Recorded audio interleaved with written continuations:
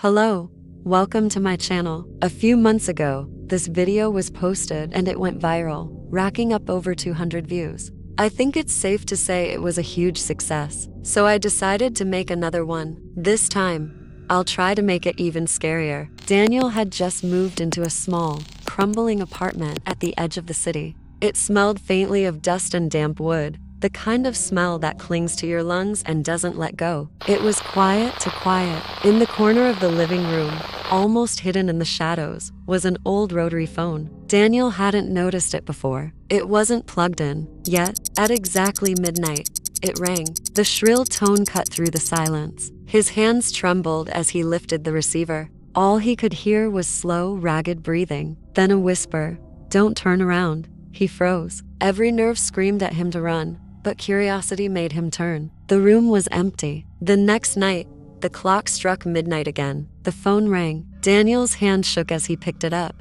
A low, sinister voice hissed, "You left the door unlocked." He glanced at the front door. The doorknob turned slowly by itself. The air grew thick, suffocating. A faint scratching echoed from the walls. Something was inside, waiting. Every night after that, the phone rang at midnight. Sometimes Daniel didn't answer, but the voice always knew. It whispered things only he should know. "Don't eat that. Check the closet. I'm already inside." The walls groaned. The shadows stretched and twisted unnaturally, reaching for him. A cold breeze brushed his neck, though the windows were locked tight. His heartbeat pounded like a drum in the silence. Desperate, Daniel unplugged the phone, ripped it from the wall, and hurled it into the trash. He thought it was over, but at midnight, it rang again. Louder, harsher, like a scream inside his skull. The corner of the room darkened. A shadow formed, long, thin, and twitching, leaning closer every time the bell shrieked. At midnight, he refused to answer. The ringing didn't stop.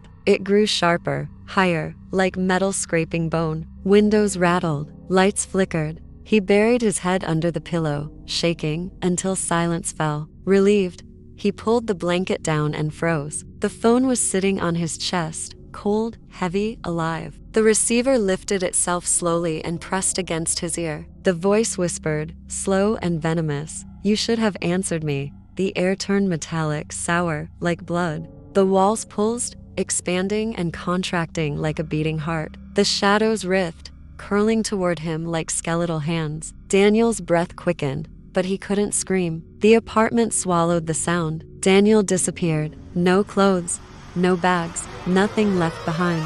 Just the phone sitting in the center of the room. Neighbors whispered. Some claimed to see shadows flicker behind the blinds. Others swore they heard whispers leaking from under his locked door. Some even said if you press your ear to the walls at midnight, you can hear the phone ringing, begging someone, anyone, to answer. And the worst part, at exactly midnight, somewhere in that empty apartment, it rings. And if you hear it, Ghostfeeder, you might not live to hang up.